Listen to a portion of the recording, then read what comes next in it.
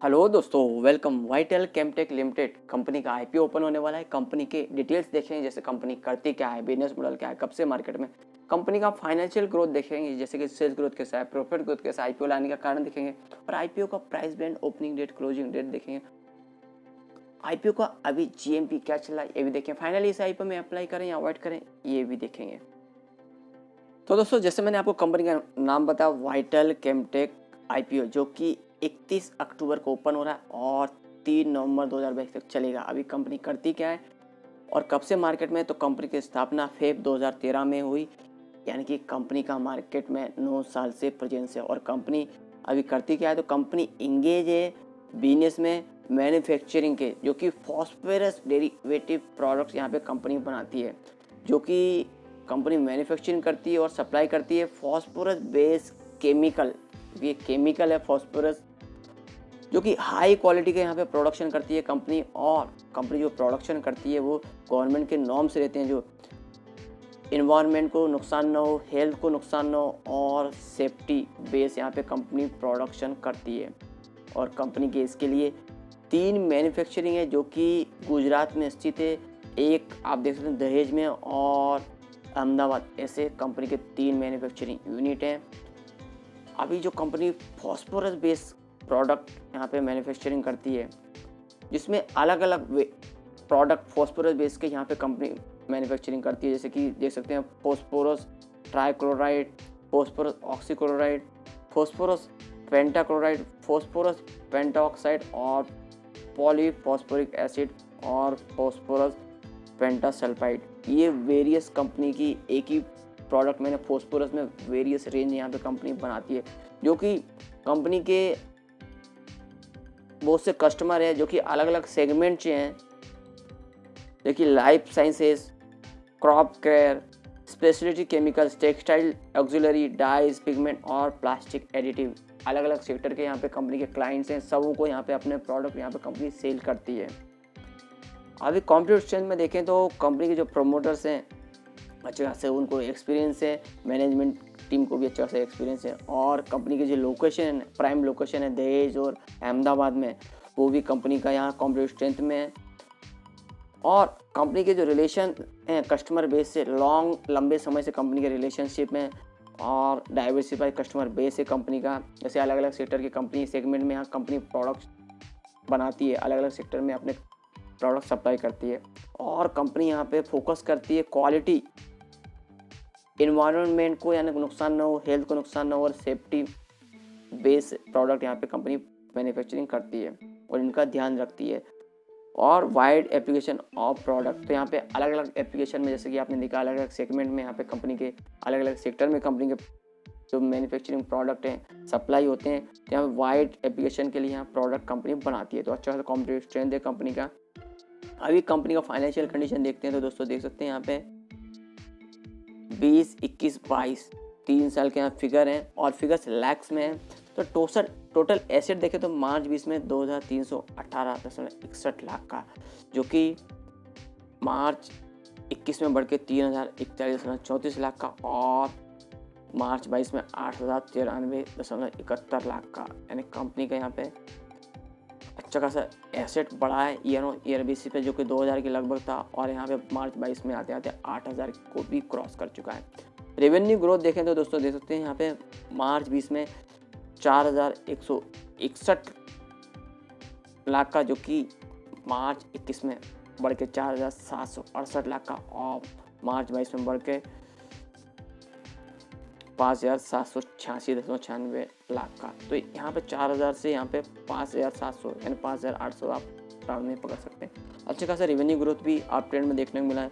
वहीं पे कंपनी का प्रॉफिट देखें तो 105.38 लाख का, जो कि मार्च 20 में और मार्च 21 में 293.78 लाख का और मार्च 22 में 670.94 लाख का। तो अच्छा खासा यहाँ पे प्रॉफिट ग्रोथ भी देखने को मिला है।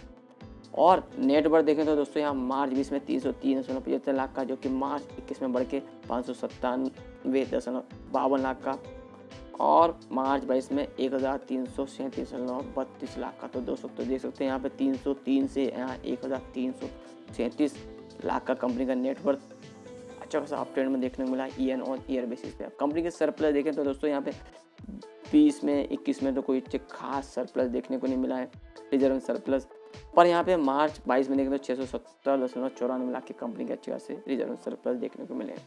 ये नवंबर 21 का फिगर है, तो यहाँ पे मैं इसको बता नहीं रहा हूँ, डायरेक्ट मैं मार्च 22 का बता रहा हूँ। अभी कंपनी का कर्जा भी देख लें कैसा क्या है कर्जे की हालत। तो मार्च 20 में कंपनी पे 953.91 लाख का कर्ज था, जो कि मार्च 21 में बढ़ के 1005.86 लाख का, और मार्च 22 में बढ़ के 3500 लाख का। तो यहाँ पे कंपनी का कर्ज भी ईयर ऑन ईयर बेसिस पे बढ़ा है, और जो कि लास्ट ईयर तो अच्छा खासा ग्रोथ देखने को मिला है। तो ओवरऑल देखें यहाँ पे कंपनी का फाइनेंशियल ठीक ठाक है और अच्छा बोलेंगे वैसे के, क्योंकि यहाँ पे एसेट शानदार ईयर ऑन ईयर बेसिस पे अप ट्रेंड में देखने को मिले, वहीं पे रेवेन्यू ग्रोथ भी शानदार अप ट्रेंड में है, और यहाँ पे कंपनी को जो प्रॉफिट आया वो भी शानदार अप ट्रेंड में ग्रोथ देखने को मिल रहा है, और नेटवर्क भी कंपनी का अप ट्रेंड में, और रिजर्व सरप्लस भी जो पहले नील हुआ करते हैं अभी अच्छे खासे बढ़ाए कंपनी ने, पर यहाँ पे कर्ज भी कंपनी का बढ़ा है, तो ये थोड़ा सा यहाँ पे माइनस पॉइंट है। पर ओवरऑल देखें तो कंपनी का यहाँ फाइनेंशियल अच्छा है, यानी कंपनी यहाँ पे ग्रोथ कर रही है। तो यहाँ अप्रैल के भी फिगर है दोस्तों, अप्रैल की 1 महीने की इतनी कोई फिगर यानी थोड़ा बहुत है, ठीक है, पर इतना कोई 1 अप्रैल में हम निष्कर्ष नहीं निकाल सकते हैं। अभी आईपीओ लाने का रीज़न तो कंपनी का बोलना है to meet working capital requirement. तो कंपनी को वर्किंग कैपिटल की रिक्वायरमेंट है, जो आईपीओ से पैसा आएगा इससे फुलफिल करेगी, और जनरल कॉर्पोरेट पर्पस है। और तीसरा है मीट पब्लिक इशू एक्सपेंसेस, यानी आईपीओ लाने में जो कंपनी का खर्च होने वाला है वो भी आईपीओ के पैसे से ही कंपनी फुलफिल करेगी। अभी आईपीओ कब ओपन हो रहा है, तो 31 अक्टूबर को आईपीओ ओपन हो रहा है, 3 नवंबर 2022 तक चलेगा। फेस वैल्यू 10 रुपये पर शेयर है, और प्राइस बैंड जो कि 95 रुपये से 101 रुपये पर शेयर का है। लॉट साइज 1200 शेयर्स का है। इशू साइज 64 करोड़ का है, और फ्रेश जो कि टोटल फ्रेश है।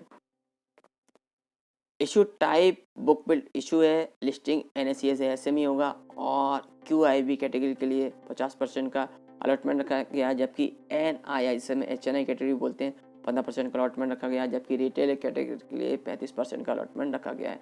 और कंपनी के प्रमोटर्स में श्री विपुल भट्ट जी और श्रीमती संगीता विपुल भट्ट जी, ये कंपनी के प्रमोटर्स में। और टाइम टेबल में देखो तो दोस्तों यहाँ 31 अक्टूबर को आईपीओ ओपन, 3 नवंबर तक चलेगा, 9 नवंबर को अलॉटमेंट होगा, 10 नवंबर को रिफंड, 11 नवंबर को डीमैट अकाउंट में शेयर क्रिएट होगा, 14 नवंबर को लिस्टिंग। और हम जैसे इंडिविजुअल इन्वेस्टर कितने अप्लाई कर सकते हैं, तो मिनिमम 1 लॉट और मैक्सिमम भी 1 लॉट। एक लॉट में 1200 शेयर, जिसके लिए 1,21,200 अमाउंट इन्वेस्टमेंट में लगेगा। तो दोस्तों यहाँ पे देख सकते हैं आप, यानी 1.25 लाख के करीब आपका इन्वेस्टमेंट लगने वाला है। तो यहाँ पे और भी रिस्क बढ़ जाती है, क्योंकि एक ये SME IPO, तो यहाँ पे लगभग 1.25 लाख के ऊपर ही यहाँ पे अमाउंट इन्वेस्टमेंट में लगता है। और आईपीओ में प्रमोटर्स का होल्डिंग आईपीओ के पहले 99.99%, आईपीओ के बाद का फिलहाल अपडेट नहीं हुआ है। और दोस्तों अभी कंपनी के आईपीओ में अप्लाई करेंगे तो कंपनी का हमें एड्रेस पता होना चाहिए, हमें किसे पैसा दे रहे हैं अपना। तो दोस्तों देख सकते हैं यहाँ opposite Karnavati club, SG highway, Ahmedabad का एड्रेस है। यहाँ फ़ोन नंबर, ईमेल आईडी और कंपनी की वेबसाइट है, और भी यहाँ डिटेल चेक कर सकते हैं। रजिस्टर कंपनी का skyline financial services private limited, phone number, email ID और वेबसाइट हमें अलॉटमेंट स्टेटस चेक करने के लिए उपयोगी पड़ेगी। देखते हैं GMP update, vital Chemtech valuation and margin. तो दोस्तों earning per share as on financial 2022 देखें तो 12.99, पी रेशियो 7.31 से 7.78, और रिटर्न ऑन नेटवर्थ जो कि 50.17% का है। NAV 11.94 और इविटा 7.18% का, और डेब्ट ऑफ टू इक्विटी 2.61, जो कि पिछले सालों में यहाँ पे अप ट्रेंड में देखने को मिली है। तो दोस्तों यहाँ फाइनेंशियल देखें तो कंपनी के यहाँ अच्छे हैं, और कंपनी का जो वैल्यूएशन लगाया है वो भी ठीक ठाक लगाया है। और GMP अपडेट में देखें तो दोस्तों फिलहाल इसका GMP अपडेट नहीं हुआ है, ना कि कोष्टक अपडेट हुआ है, ना कि सब्जेक्ट टू सौदा। तो दोस्तों अभी इस कंपनी के IPO में अप्लाई करें या अवॉइड करें, तो दोस्तों मैं इसमें बोलूँगा अभी सब्सक्रिप्शन बेस पे अच्छा होता है, और GMP भी आगे चल के कुछ अपडेट होता है तो आप IPO में अप्लाई कर सकते हैं। क्योंकि मैं क्यों बोल रहा हूँ ऐसी बात, कंपनी वैसे फाइनेंशियल अच्छी है, और कंपनी जो केमिकल सेक्टर में है उसमें और भी अच्छी ग्रोथ देखने को मिलेगी। पर इसमें आप IPO में अप्लाई कर सकते हैं अभी भी, पर मैं आपको ये क्यों बोल रहा हूँ कि आप सब्सक्रिप्शन बेस पे करें, क्योंकि आपको आईपीओ में अप्लाई करेंगे तो आपको लिस्टिंग में भी बेनिफिट होना चाहिए, नहीं तो आईपीओ में अप्लाई करके कोई फ़ायदा भी नहीं। तो आप सब्सक्रिप्शन बेस देखें, अच्छा है, लास्ट डे पे आप इसमें अप्लाई करें। जीएमपी अपडेट हुआ तो और भी अच्छा है, सब्जेक्ट टू सोदा अपडेट हुआ या कोष्टक तो और भी अच्छा है। नहीं तो आप इस कंपनी में आप अप्लाई करें लॉन्ग टर्म व्यू से, तो आईपीओ के बाद भी आप अप्लाई कर सकते हैं। तो यहाँ पे अभी आपका 1.25 लाख फंस रहा है, तो आप थोड़ा बहुत क्वांटिटी अब इसमें लॉन्ग टर्म व्यू से लेके रखें, जो कि आपको ये केमिकल बेस्ड कंपनी है और इसका ग्रोथ आगे अच्छा है और भी अच्छा देखने को मिलेगा। तो यहाँ पे आप लॉन्ग टर्म व्यू से आपको अच्छे रिटर्न मिलेंगे। दोस्तों और भी आईपीओ आ रहे हैं और भी अपडेट आते रहेंगे। अपडेट के लिए प्लीज़ लाइक शेयर और सब्सक्राइब माय चैनल।